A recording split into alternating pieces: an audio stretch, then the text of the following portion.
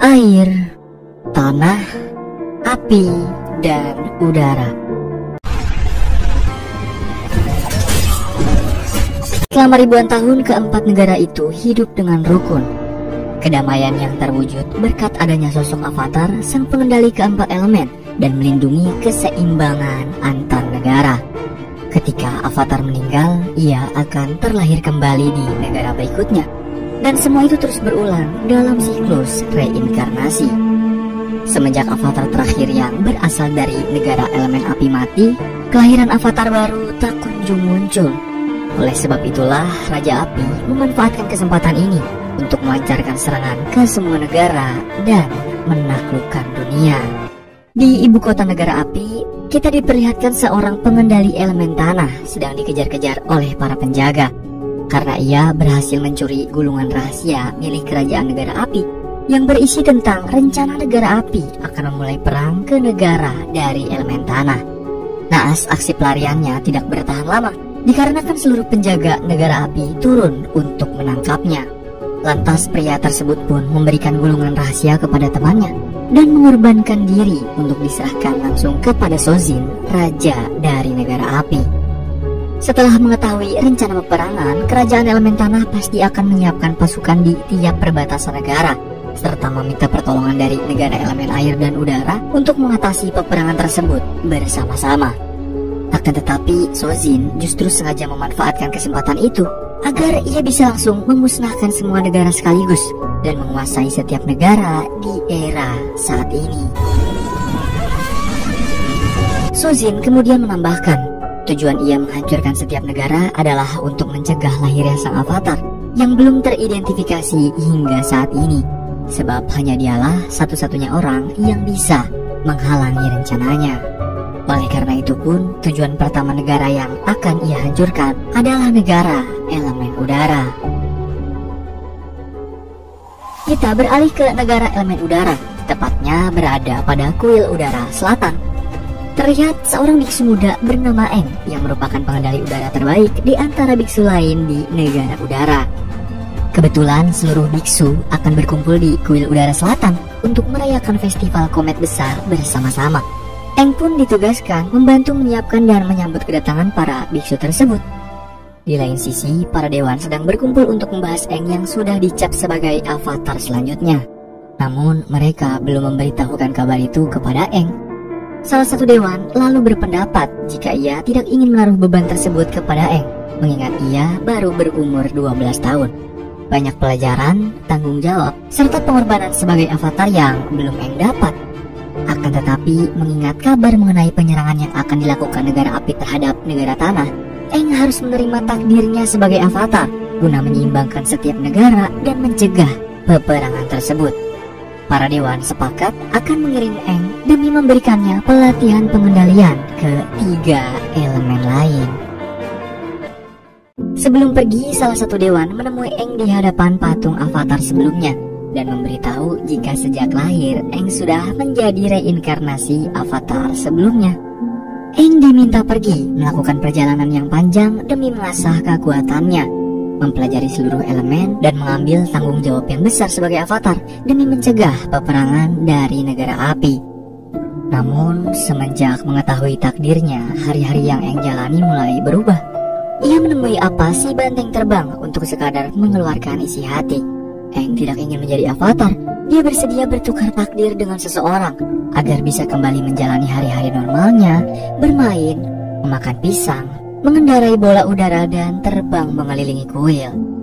Menghentikan perang negara api adalah tanggung jawab yang Eng rasa tidak sanggup melakukannya, apalagi sampai menjaga kedamaian dunia. Apa nampak mengerti dengan keluhan Eng. Ia coba menenangkan Eng dengan mengajaknya terbang untuk menikmati pemandangan langit malam. Keputusan apa adalah pilihan tepat. Dari bawah kaki kuil terlihat pasukan negara api mulai menyergap tempat ini. Seluruh biksu tidak memiliki kesempatan untuk bertahan ataupun mempersiapkan diri atas serangan dadakan ini. Mereka melakukan penyerangan sebisanya meskipun harus berakhir dengan tragis.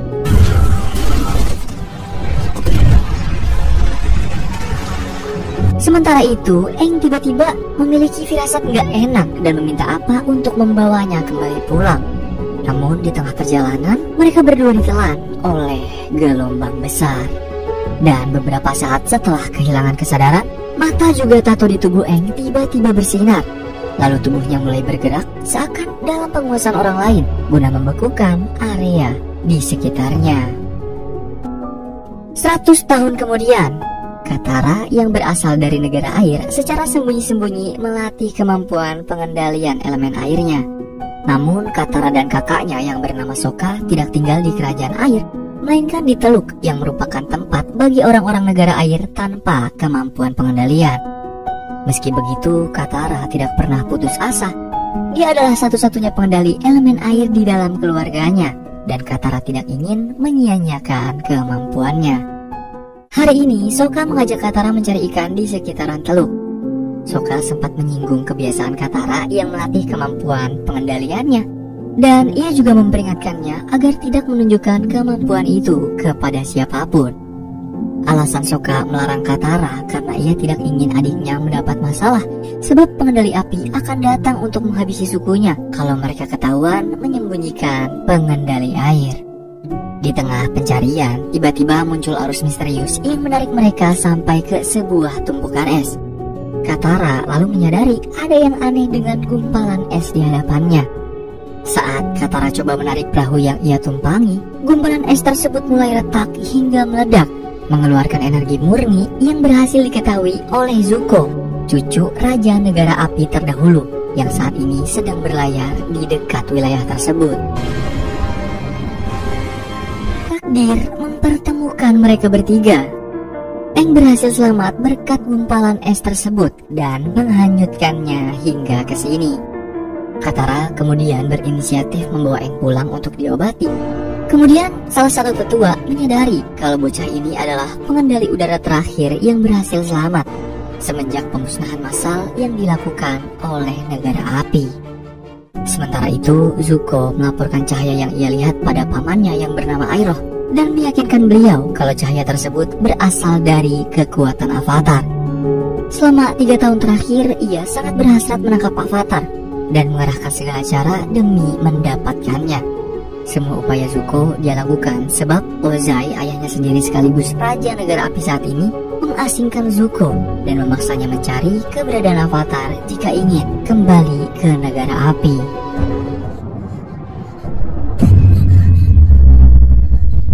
Setelah tersadar, Eng memperkenalkan diri dan berterus terang jika beberapa hari lalu ia ditelan oleh ombak besar dan tidak tahu bagaimana caranya bisa sampai ke wilayah suku air. Namun, salah satu tetua suku ini pun menjelaskan bahwa Eng sebenarnya sudah terjebak di dalam gumpalan es selama 100 tahun. Saat itu, negara api melakukan penyerangan ke kuil udara selatan dan memusnahkan seluruh pengendali udara.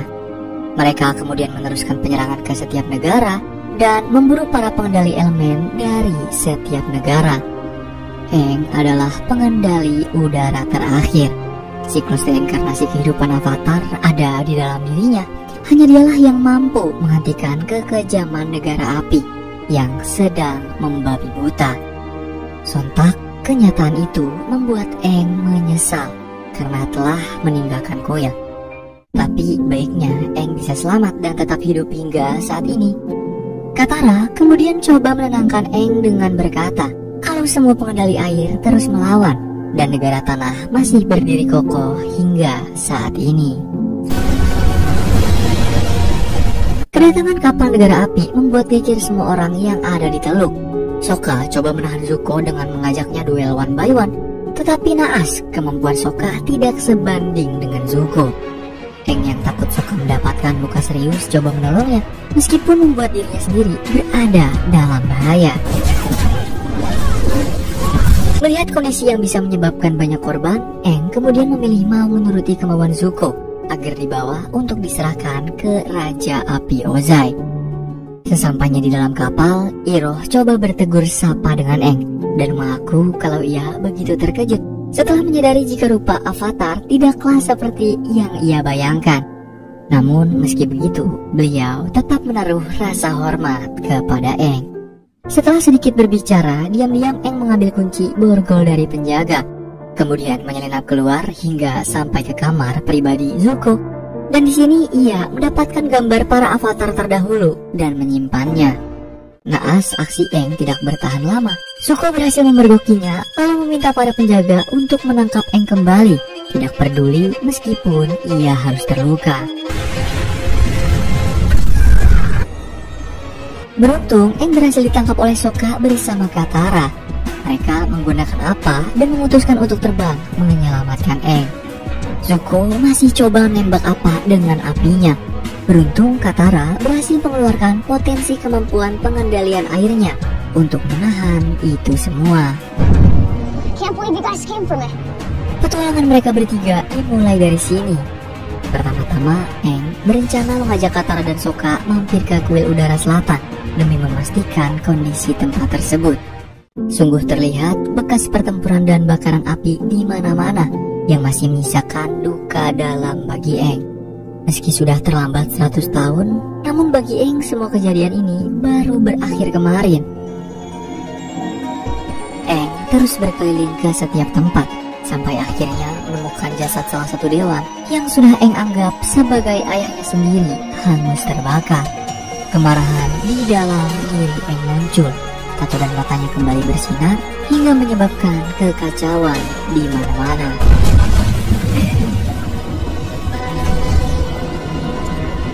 Eng berhasil mengendalikan amarahnya. Dia teringat dengan kata-kata terakhir mendiang dewan, yaitu untuk melatih diri, menguasai semua elemen, dan menyeimbangkan dunia kembali. Manusia memang begitu. Setelah kita kehilangan sesuatu yang penting dalam hidup, barulah kita sadar betapa berharganya hal tersebut dan membuat kita berusaha untuk mendapatkannya kembali bagaimanapun caranya. Zuko marah bukan karena Eng kabur, namun lantaran buku catatan mengenai avatar pendahulu yang dicuri olehnya. Iroh berhasil menenangkan amarah Zuko dengan mengatakan kalau Eng tidak akan bisa sembunyi dari kejaran negara api. Di lain sisi, Eng berencana pergi menuju kuil Kyoshi di negara tanah. Barangkali di dalam kuil itu, Eng bisa mendapat guru pengendali elemen tanah dan bisa mengendalikan kekuatannya. Sokka lagi-lagi menentang keputusan Eng dan mengajak Katara untuk pulang. Namun Katara berhasil meyakinkan kakaknya kalau tugas mereka sekarang adalah menjaga Eng, menemaninya untuk memperoleh semua kekuatan elemen demi kedamaian dunia. Sebelum berangkat, tiba-tiba Eng kedatangan teman baru, seekor lemur terbang yang merupakan spesies terakhir di kuil udara. Penemuan Eng bersamaan dengan Katara yang tidak sengaja mendapati gulungan jurus pengendalian elemen air yang sudah turun-temurun diwariskan dalam keluarganya. Gulungan tersebut rupa-rupanya sengaja Tetua selipkan di dalam tas, sebab beliau tahu bahwa Katara bisa mengendalikan air. Always will be. Never forget. Eng membuat makam dan melakukan penghormatan terakhir ke semua korban yang ada di kuil selatan. Dalam doanya, Eng berjanji akan menuntaskan takdirnya sebagai avatar demi keseimbangan di dunia. Lemur terbang yang sebelumnya Eng temui juga memutuskan untuk ikut bersama mereka. Kemudian Eng memberinya nama Momo. Tidak membutuhkan waktu terlalu lama, sampailah Eng and the Gang di Pulau Kyoshi. Kedatangan mereka disambut kurang baik nih oleh para penjaga karena menerobos masuk seenaknya ke tempat sakral. Aksi penjaga pun berhasil dihentikan oleh sinar yang keluar dari mata patung avatar Kyoshi, membuat mereka menyadari jika Eng adalah avatar. Eng kemudian dibawa menemui petinggi desa.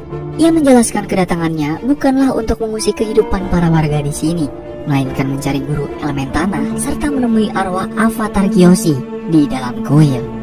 Mendengar keinginan Eng, petinggi desa pun membiarkan mereka untuk tinggal dan masuk ke dalam kuil. Tetapi jika dalam waktu 48 jam Eng tidak bisa mendapatkan apa yang dia inginkan, Eng and the Gang harus keluar dari pulau ini. Layaknya seorang bocah di seusianya, Eng masih senang bermain dengan anak-anak lain. Ia mudah bergaul dengan siapapun dan selalu bisa berinteraksi bersama mereka hingga menyentuh hatinya. Itulah salah satu bukti kecil dari kekuatan sejati yang dimiliki para avatar dalam menjalin hubungan ke semua orang. Setelah puas bercengkrama dengan orang-orang yang baru ditemui, Aang bersama Katara pergi menuju ruang bawah tanah patung Kyoshi. Di sini Katara mendapatkan petunjuk mengenai Aang yang terhubung dengan semua avatar terdahulu. Aang pun mulai bermeditasi hingga ia berhasil masuk ke dalam alam bawah sadarnya dan menemui avatar Kyoshi. I didn't know how to reach you. Sementara itu, Zuko dan Iroh mencari informasi keberadaan Aang hingga ke pangkalan negara api di wilayah lain yang dipimpin oleh seorang Laksamana Zhao. Iroh berpura-pura dengan memberitahu maksud dan tujuannya adalah sekadar memperoleh peta serta laporan pengawasan dari beberapa tempat. Namun Laksamana Zhao lebih dulu berhasil mengetahui tujuan Zuko dari salah satu cepu di antara tentara Zuko, yang sebenarnya Zuko tengah mencari keberadaan avatar. Oleh karena itu, Laksamana Zhao meminta pengawalnya untuk mendapatkan informasi tersebut dan melapor padanya. Kemudian berkat informasi yang diperoleh, Laksamana Zhao mendapati laporan jika ada seekor sapi terbang menuju Pulau Kyoshi. Mengetahui hal tersebut, ia pun bergegas pergi menuju ke sana bersama pasukannya. Sementara Zuko yang telah menyadari informasi tersebut terpaksa mengejar Laksamana Zhao dari belakang. Kedatangan kapal negara api langsung diketahui oleh seluruh penduduk desa Kyoshi. Petinggi desa bersama para penjaga coba mengulur waktu Laksamana Zhao serta prajuritnya selagi Aang terus berkomunikasi dengan avatar Kyoshi. Dalam alam lain, beliau memberitahu kalau tugas avatar menangkap banyak peran untuk keseimbangan dunia, dan kekuatan mereka setara dengan 1000 pengendali elemen lain. Aang harus memahami setiap orang, mau mengorbankan diri untuk keselamatan orang lain, bahkan menjadi kesatria perkasa tanpa belas kasih.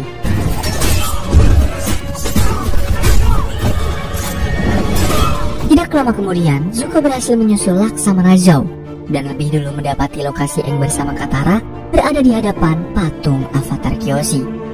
Katara berusaha menahan Zuko seorang diri, namun kemampuan yang belum seberapa membuat ia kesulitan menghadapinya. Avatar Kyoshi kemudian mencontohkan pada Aang bagaimana cara dia menjadi avatar tanpa belas kasih dengan melawan prajurit negara api yang sedang menyerang desa ini.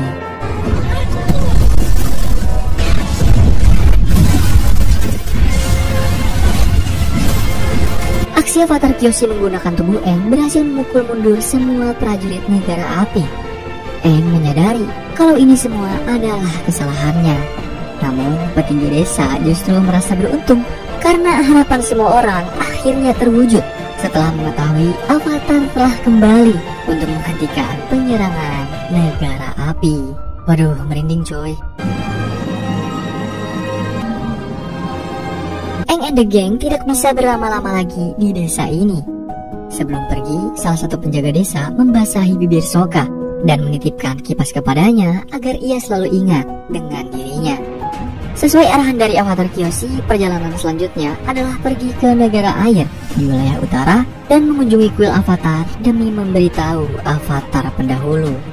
Beliau juga memperingatkan Aang atas petaka besar yang akan menimpa mereka di sana.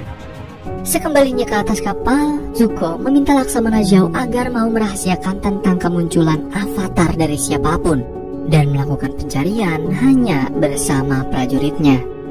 Namun, Laksamana Zhao tidak mengindahkan permintaan Zuko dan justru mengadukan kabar ini langsung kepada Raja Api Ozai di kerajaan. Kabar kemunculan avatar setelah 100 tahun membuat Raja Api Ozai terkejut.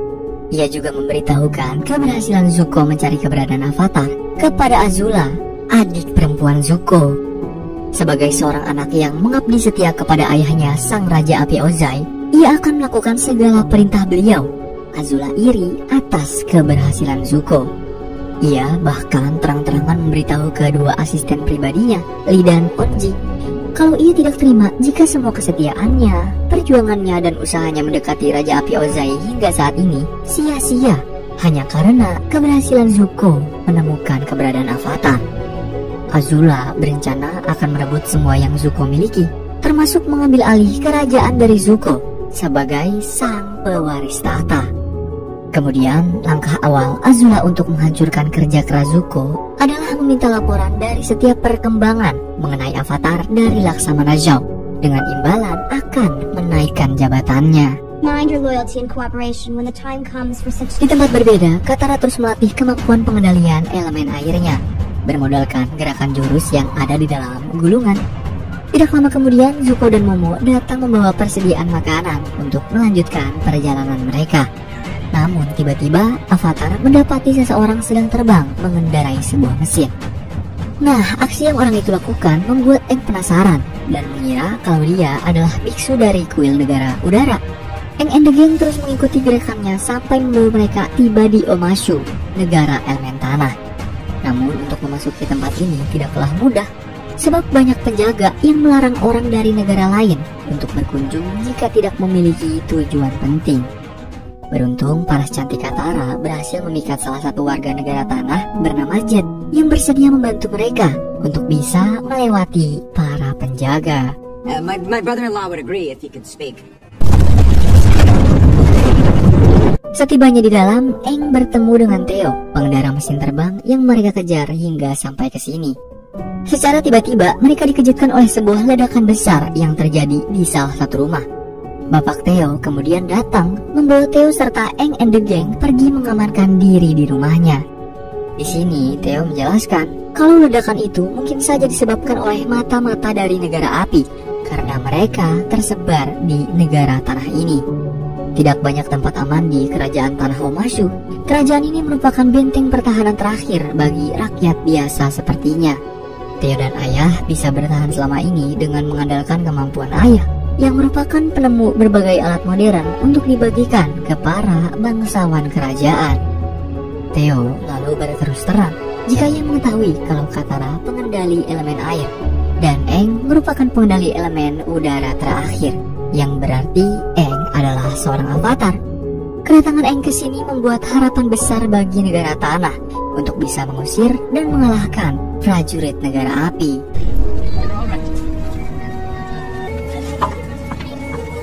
Ledakan barusan berhasil diketahui oleh Laksamana Zhao. Ia melaporkannya kepada Zuko dan Iroh. Dengan kemungkinan besar avatar berada di Omashu, Laksamana Zhao juga tidak lupa melaporkan hal tersebut kepada Azula, serta mengajak Letnan Ji, salah satu petinggi yang ada di atas kapal Zuko, agar mau bekerja sama dengannya. Keesokan hari, Katara tidak sengaja mendapati ayah Theo mengendap-endap keluar rumah dan menemui salah satu mata-mata dari negara api. Jet yang juga melihat hal tersebut coba meyakinkan Katara kalau ayah Theo adalah pengkhianat yang bekerja sama dengan negara api dan memberikan informasi mengenai avatar kepadanya. Jet pun kemudian mengajak Katara mengikuti mata-mata tersebut hingga sampai di hutan. Rupanya Jet tidak seorang diri. Ia memanggil teman-temannya, melakukan perlawanan dan berhasil menumbangkan mata-mata negara api. Jet dan kawan-kawan lalu mengajak Katara mengunjungi tempat persembunyian mereka. Katara pun disambut hangat oleh teman-teman Jet yang berisi para anak korban perang. Mereka berhasil selamat dari kejaran negara api, terpaksa tinggal di sini demi melanjutkan hidup dan melatih diri demi bisa melawan mereka.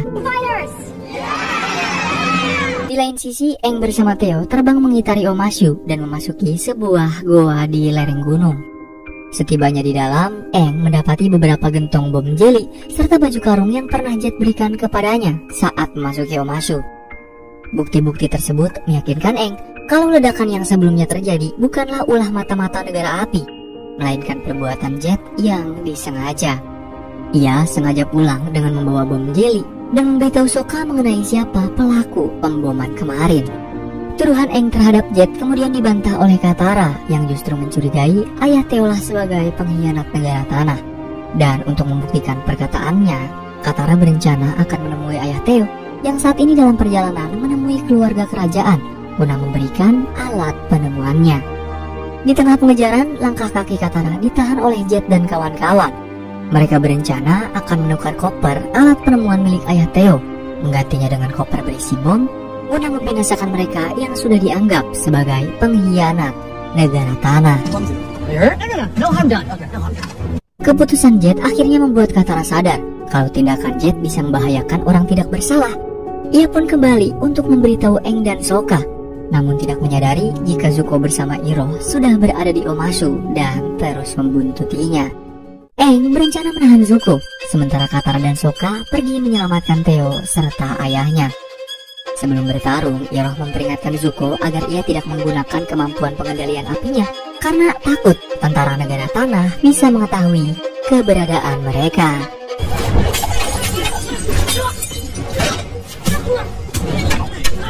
Katara dan Zuko menaiki kendaraan batu menuju tempat pertemuan ayah Theo. Kedatangan mereka tepat waktu sebelum panah api menancap dan meledakkan koper.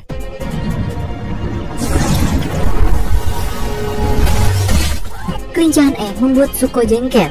Ia terpaksa mengeluarkan kemampuan pengendalian apinya hingga membakar area sekitar. Kebakaran tersebut berhasil memancing para prajurit negara tanah datang menghampiri Zuko. Namun Iroh coba melindunginya dengan memperlihatkan pengendalian api miliknya ke hadapan para tentara hingga ia harus tertangkap. Begitu juga dengan Aang yang mengalami nasib sama seperti beliau. Aang dan Iroh ditahan dalam sel bersebelahan.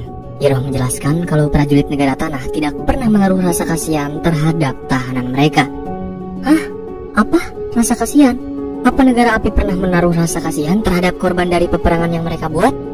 Pernyataan Aang pun menampar keras hati nurani Iroh. Beliau kemudian membeberkan bahwa Raja Negara Api Sozin pendahulu beranggapan kalau dunia ini hanya memiliki dua pandangan, menang atau kalah. Sozin ingin negara api menjadi pemenang dengan cara mengalahkan semua negara lain dan memimpin dunia ini di bawah kekuasaan negara api. Sudut pandang tersebut telah berhasil ia tanamkan kepada penerusnya Raja Api Ozai hingga peperangan pun terus terjadi selama 100 tahun.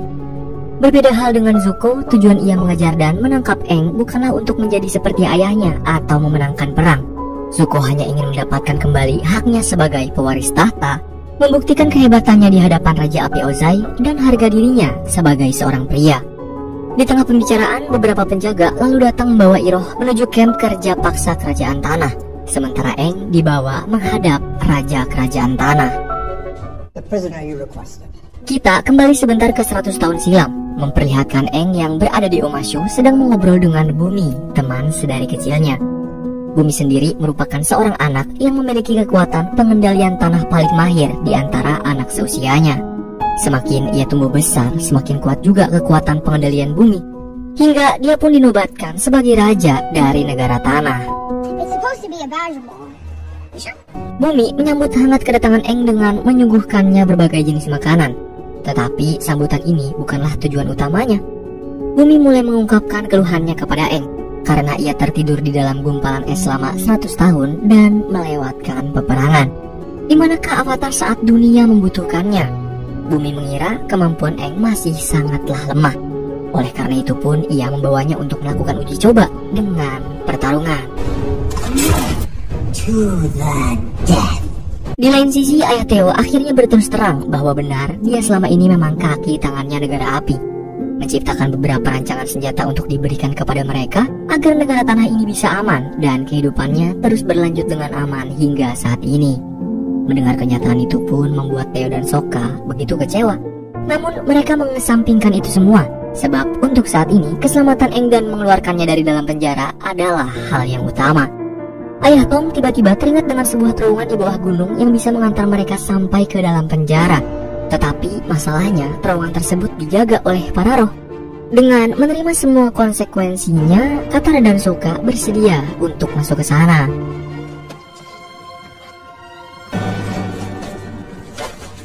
Saat mereka tengah sibuk menyiapkan berbagai benda yang dibutuhkan, Katara tiba-tiba kedatangan Jet yang serta-merta menuduh ia sebagai pengkhianat karena telah menyelamatkan ayah Theo.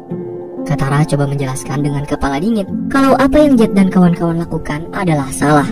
Berjuang tidak harus mengorbankan orang tak bersalah, namun berjuang kadang harus mengorbankan diri sendiri agar orang lain bisa selamat tanpa berdarah. Sesuai dengan petunjuk dari ayah Theo, Katara dan Sokka sampai ke dalam terowongan roh. Sepanjang perjalanan, Sokka menaruh coretan pada tembok sebagai petunjuk jalan keluar ataupun jika mereka salah jalan. Sayangnya usaha tersebut sama sekali tidak berguna karena setiap celah terowongan yang mereka lewati terus tertutup dan membuat jalan lain. Tidak mau menyerah, Sokka dan Katara kembali menelusuri terowongan lain sampai membawa mereka ke hadapan tikus tanah. Melihat ikatan cinta yang begitu kuat di antara Katara dan Sokka sebagai saudara, si tikus tanah bersedia menunjukkan jalan kepada mereka menuju istana. Zuko juga berencana menyelamatkan Iroh dengan menyamar menggunakan kostum prajurit negara tanah. Ia pun berhasil mengelabuhi seorang penjaga dan memperoleh informasi mengenai keberadaan Iroh darinya. Selama dalam perjalanan, Iroh meninggalkan jejak yang berhasil ditemukan oleh Zuko. Para tentara negara tanah yang menaruh dendam terhadap negara api terus menghina, menyiksa, memukul, bahkan tidak memberi air setetes pun untuk Iroh. Namun, Iroh tetap tegar dan menyadari akan semua kenyataan tersebut.